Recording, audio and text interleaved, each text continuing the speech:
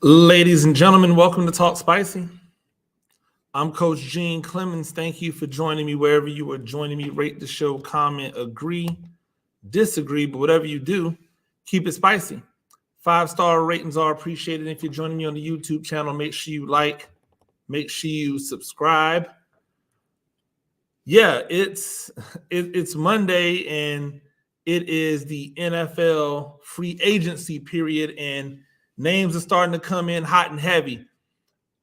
But we all know what we're here for. We're all here to see where our teams either improve and or miss the boat.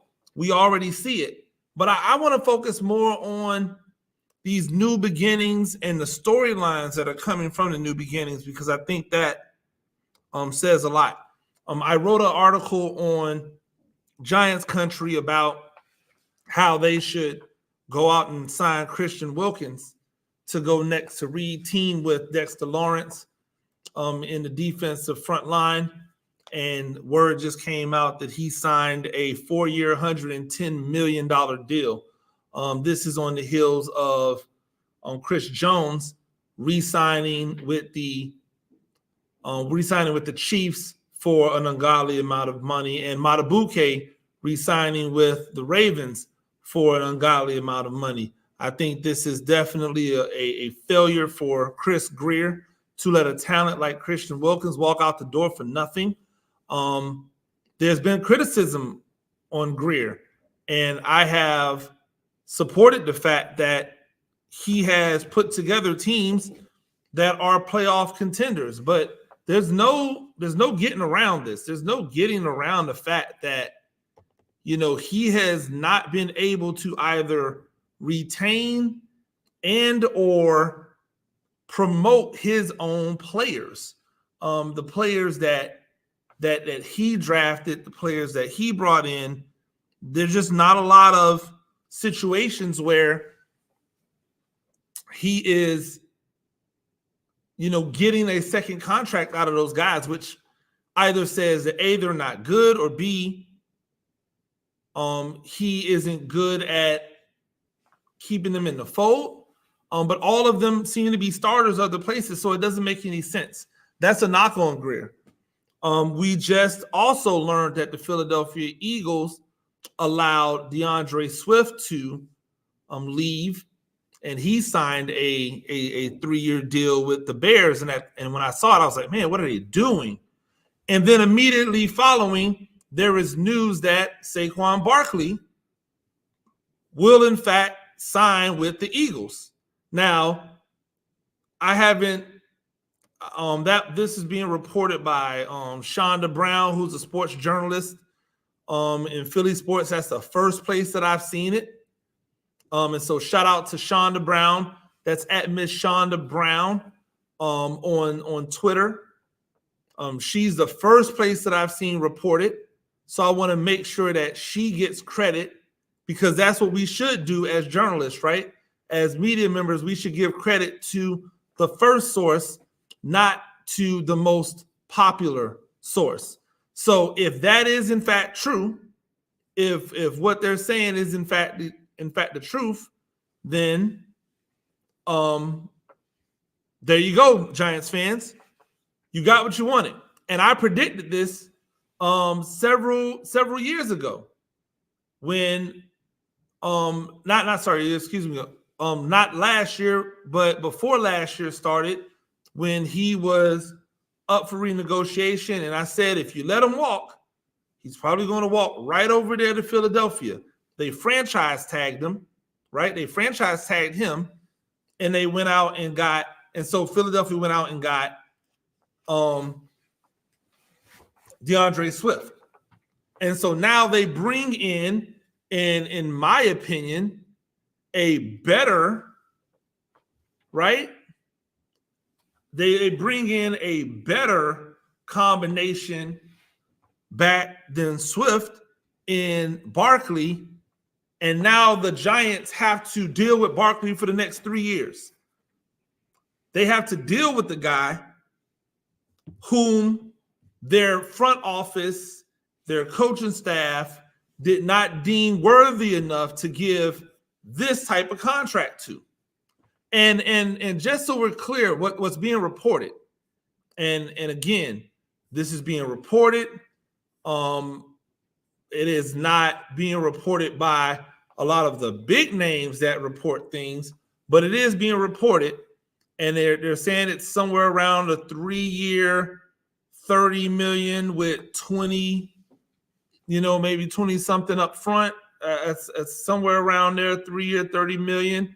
So if that is the truth, right, and Saquon is gone, you're telling me that if you were the Giants, you could have had Saquon Barkley wrapped up and continue to be a part of your world, have a chance to go down as one of the all-time greats in your organization, and you weren't willing to commit $10 to $12 million a year to this man over the next 3 years. Why? Because he's 27? Like, we didn't just watch a 31-year-old be one of the best backs in the league. Like, we haven't seen backs be able to shine and flourish over the last several years. It's foolhardy in cases of the Giants. And you know why they were able to do it? They were able to do it because the Giants fans did not support a guy who's giving blood, sweat, and tears to them. They did not support bringing Saquon Barkley back. You know who they did support bringing back? Daniel Jones. And this isn't an either-or thing, because if Barkley is in fact gone, right? If Barkley is in fact gone, and it seems like he may be, right? Because Philadelphia is a better opportunity right now than New York Giants is, because he doesn't feel loved. He doesn't feel appreciated by the Giants. Why not go to Philly? I just think that fans have to be responsible for what they've done. You guys sung the praises of Daniel Jones after what is, in all intents and purposes, a year that would get most other quarterbacks I don't know. That same year Saquon Barkley balled out. The season was doing this when Saquon Barkley was riding high. When Saquon Barkley was hitting, this is what the season was doing. It was going up. The moment Saquon Barkley got hurt, the season started going down. Saquon Barkley came back, it leveled out, and then they made a decent run in the playoffs. Why? Because Saquon Barkley played well. And Daniel Jones didn't do anything to hurt the team. And all the credit went to Daniel Jones. And Daniel Jones, instead of standing up for his guy, right? Hey, I'm not signing a contract. I'm going to force your hand, right? I'm going to make you franchise tag me, because if you don't franchise tag me and you franchise tag Saquon before I sign my contract, now I hold the chips. I could walk out the door, but at least I gave my boy Saquon a chance, right?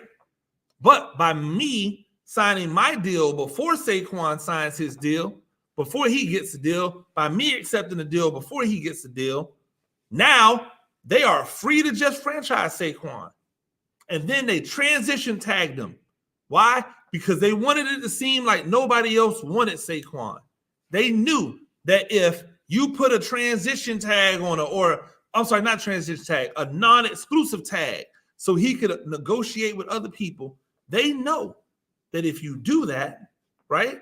If you put that type of tag on a player, nobody's giving up the draft equity necessary in order to obtain that player. Not only do you have to sign them, but then you have to give that other team all of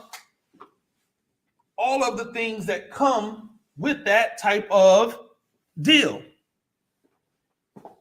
So now you got to give up first round picks. You have to give up second round picks. You got to give up draft equity, and you have to sign this person to a big deal. Nobody's doing that. So now the entire world, man, if people really wanted Saquon, then why didn't they go after him when he was in a transition? Excuse me, when he was in a non-exclusive, right? Saquon comes back, has a poor year by his standards, a great year when you consider what he had around him, right?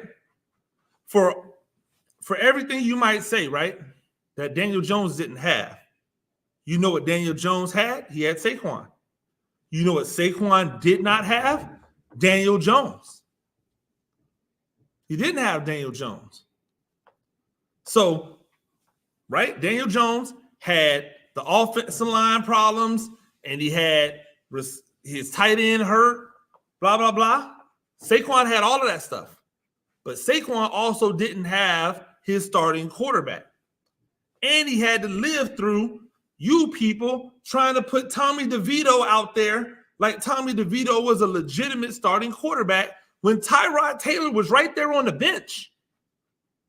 You tried to actively tank games only to then win because you were almost too good, right? You're almost too good to be bad. And then when you put Tyrod back out there, he went to all of a sudden showing that you had a deep game. Who knew we had a deep game? Daniel Jones didn't show it to us. Tommy DeVito sure as hell didn't show it to us. That also allowed Saquon Barkley to then do some things. So the fans are complicit in Saquon Barkley being gone the same way that the front office is. You actually made it okay. Hey, we don't even have to worry about backlash if we get rid of Saquon because they think Saquon's washed. Well, we'll find out. We will find out if Saquon Barkley is in fact done or if his demise was a little bit over-exaggerated.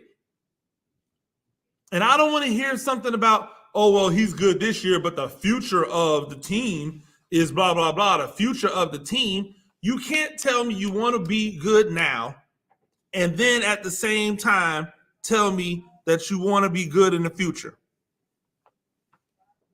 You can't tell me, oh, well, we'll just let Saquon go. We'll focus on bringing back Gunnar Olszewski or something like that. You can't tell me you're a serious organization and that this team is here to win right now and you get rid of a running back that's going to help you win right now. When all of your other elements are healthy, you still need a running back. You know what this means? Giants have to address running back, not in free agency, in the draft, because anything you pay to a free agent running back, there's going to be scrutiny about why you would not pay Saquon Barkley. It doesn't matter. You're not going to get a decent to good back at no $2 and $3 million a year. DeAndre Swift just signed for $30 million, or sorry, for 20-something million a year. 20-something million over 3 years. So even he is getting deals in the $6 and $7 and $8 million range, right? So if he's getting deals in the $6, $7, $8 million range, then what do you think any of these other good backs are going to want to get? You can bring in a bargain basement guy, but then when he's not effective, what you going to do? What you going to say? Oh, I know. You'll have a back rush for 4 yards of carry next year, and you'll call it a success because Saquon only rushed for 3.9, and you'll conveniently forget the fact that he ran behind the worst offensive line in all of football. You'll conveniently forget the fact that he didn't have a steady quarterback presence, that the offensive coordinator and the head coach were bickering about who should or should not be, calling plays and all that other stuff, and the utter dysfunction that comes with that. You'll forget about those things. But it's cool, right? It's cool. Because the point would have been proven. Meanwhile, when Saquon goes out here and rushes for 1,300 yards, because now he does have a stable offense, a stable quarterback, wide receivers on the outside, an offensive game plan that makes sense. Now what?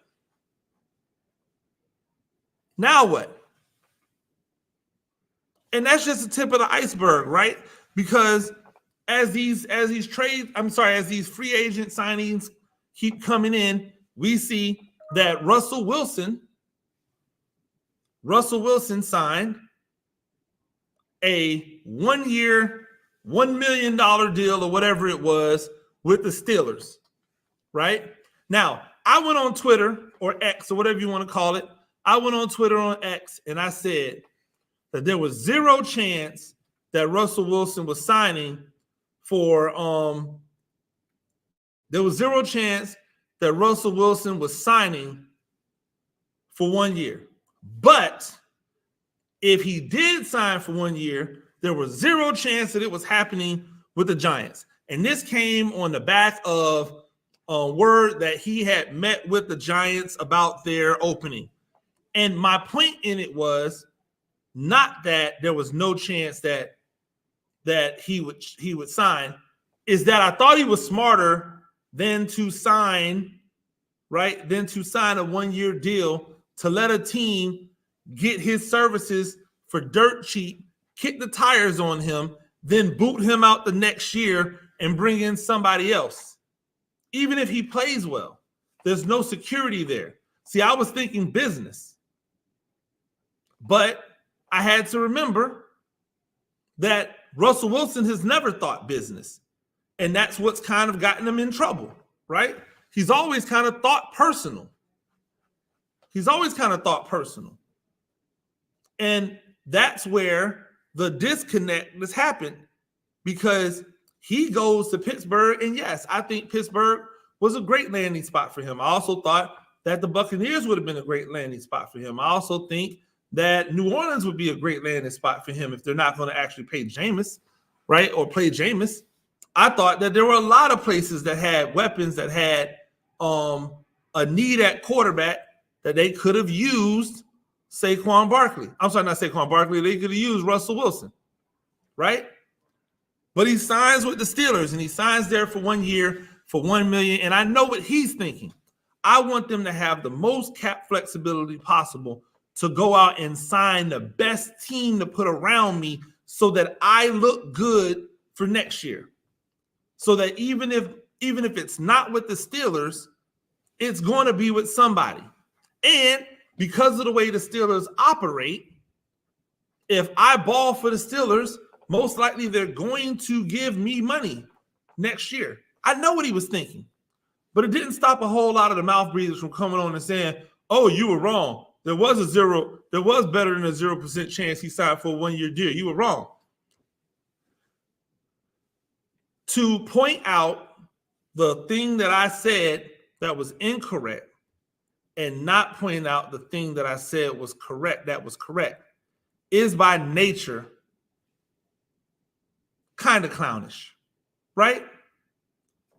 It's kind of clownish. I'm saying, okay, cool, you got me. He signed for 1 year. But I also put in there a but, and I put the but in bold, in capital letters. You know why? Because I knew there was a chance that somebody like Russell Wilson might do this. But I knew he wasn't going to do it with the Giants. And that was my point. But now he's over with the Pittsburgh Steelers, right? And I already saw an article drop. And this is an article by Mark Kaboly of The Athletic. And shout out to The Athletic fam. But I couldn't disagree with this article more. He says in there that Russell, this is the headline. And I don't know if somebody made this a headline because they were trying to be, they were trying to get people to look at it or what. But the headline says, Russell Wilson could set the Steelers back years, so they better win now. Just in that headline alone, in that statement could not be any further from the truth. If anything, Russell Wilson being here this year allows the Steelers to get a lot of stuff worked out. And if they have to, meaning if they're not successful this year, if this is the year that they don't go to the playoffs, if this is the year that it all falls apart underneath Russell Wilson, right? If this is the year that happens, then guess what? They're going to get a high draft pick. And now you're in position to be in the Shedeur Sanders sweepstakes, who is my QB1 if he was coming out this year. How is that putting them or setting them back for years? His premise is that if they don't win, or by him coming in, they're resetting the quarterback. They should have reset the quarterback anyway. Mason Rudolph's not it. Kenny Pickett's not it. Those were bad pickups. Those were bad draft picks.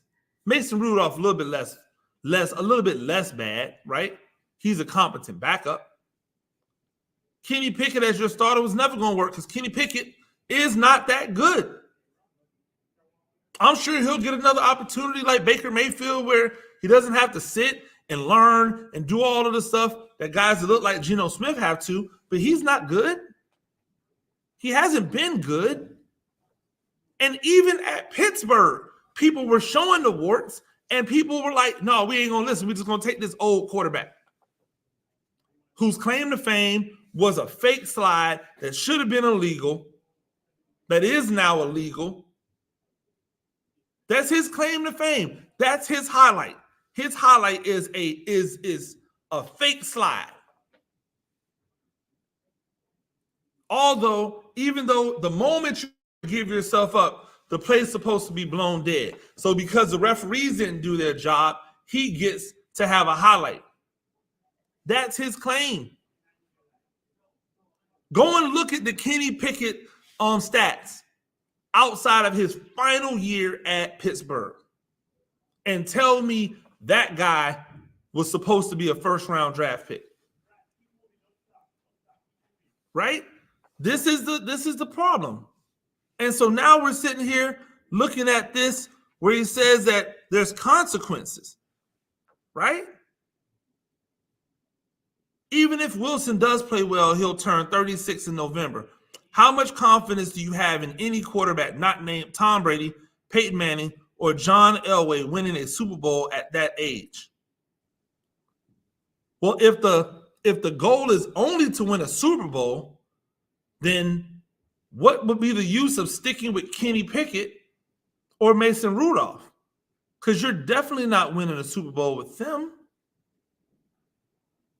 At least the 36-year-old gives you someone who's been there and done that. It doesn't make any sense, right? If you say that they're trying to win right now, of course they are. But even if you weren't trying to win right now, if you can get Russell Wilson on a one-year deal for $1 million, why would you not do that? There's no rule that says you have to be bad while you're rebuilding. That is a myth. We see teams go from middle of pack to first the same way that we see teams go from worst to first. There's nothing new. It's just weird that this is what we're hearing, right? That Russell Wilson is a risk, right? And I want to show you the hypocrisy because it's always there. It's always evident. 36-year-old Russell Wilson, or a guy who will be 36, is a liability, even though he rarely ever misses time. Yet 35-year-old, who will be 36 by the time the season starts, Kirk Cousins, who's coming off of major injury, right? Major season-ending injury, is reportedly asking for 70-something or has a $70-something million contract on the table for 2 years, almost fully guaranteed. He's out here flexing his muscle for fully guaranteed contracts, even though he hasn't even come close to the level of Russell Wilson when it comes to team success. As the leader, as the quarterback of a team, he has not come close to Russell Wilson's tier. And yet, Russell Wilson is the liability. Russell Wilson is the one that is the risk, not the 36-year-old coming off of a major season-ending injury, make it make sense. How, Sway? How? What are we talking about here? Russell Wilson is the risk because he had one bad year his first year in Denver. But we're okay with giving Baker Mayfield $30-something million a year because he had one decent year?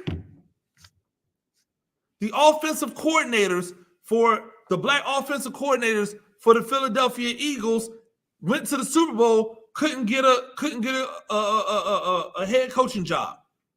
Eric Bieniemy, offensive coordinator, won championships with the Chiefs, couldn't get a head coaching job. Canellis, 1 year with Tampa Bay, head coaching job.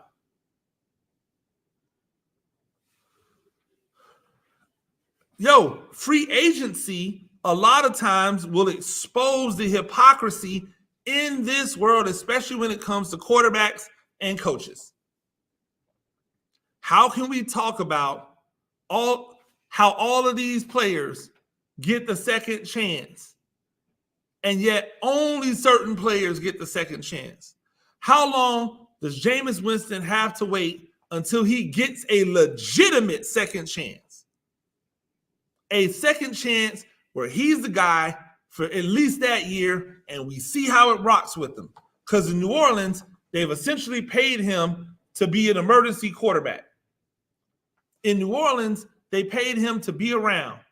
And then when he did something that a leader would do because he knows he can, people want to act like he's a horrible player, like he's a horrible person. Shannon Sharpe, talking about he cut him right now, that he ain't did nothing. That's the messy Shannon Sharpe. That's the sister Sharpe, right? That's the talking in the pews Sharpe. That ain't the Sharpe, the Shannon Sharpe we fell in love with, the ride or die with the teammates Shannon Sharpe. That's the company man Shannon Sharpe. That's the I'ma do it for the bag Shannon Sharpe. Somebody said I was hating on Shannon Sharpe yesterday because I said that I didn't like the fact that Club Shay Shay has now become the place for messy banter. That Club Shay Shay has now become the place where black people go to cut down other black people. They called that hate. I said that I've always admired Shannon Sharpe, that I think he is one of the greatest tight ends in the history of the game, that I used to think that his transition from playing career to broadcasting was something that I aspired to, because when he first got into broadcasting, he wasn't afraid to just be unabashedly him. And then, he got fired, he got let go. And then when he reemerged with Skip Bayless, he was kind of yes man in it. And at some point he woke up and went, what am I doing? And boom, he got it popping in the Club Shay Shay. And his podcast was doing great. But it wasn't until Cat Williams went full on messy, that it went to the stratosphere. And now every single one since then has been that. It's been messy. That's the guy that's down here degrading. So now we're looking at all of these other players. I think Russell Wilson with the Pittsburgh is an instant upgrade. If Barkley is in fact going to Philadelphia, then that is an instant upgrade. Instant. All of the trades that are happening, where the Browns are just picking up, previous number one receivers from everywhere who still have tread on the tires, like a lot of tread on the tires, it is fantastic. And so now we see everything, right? Now we get to see what happens. Hey, the Tennessee Titans brought in a a running back. They brought in the former Cowboy, right? They brought in Tony Pollard. I personally don't like the dude, right? I don't, not Tony Pollard. I ain't got nothing against him, but I don't understand how Pollard works with the running backs that you already have. They kind of all do the same thing, right? So we'll see how they work. But I do like Pollard in a platoon type of situation. I do like it in a platoon type of situation. And as we keep seeing more and more free agents come out, just keep in mind, right, that these are new beginnings for these players. So, yeah, we can talk about what they did in the past to try to predict what they do in the future. But the truth is, nobody thought Baker Mayfield was going to play as well as Baker Mayfield played this year for Tampa Bay, right? And that's what we have to do. We have to see how it's going to work out. Ladies and gentlemen, that's Talk Spicy. I'm Coach Gene Clemens. Do this thing a few times a week. Rate the show, comment, agree, disagree, whatever you do. Keep it spicy. 5-star ratings are appreciated. Join my YouTube channel. Make sure you like, make sure you subscribe. Till next time. Peace.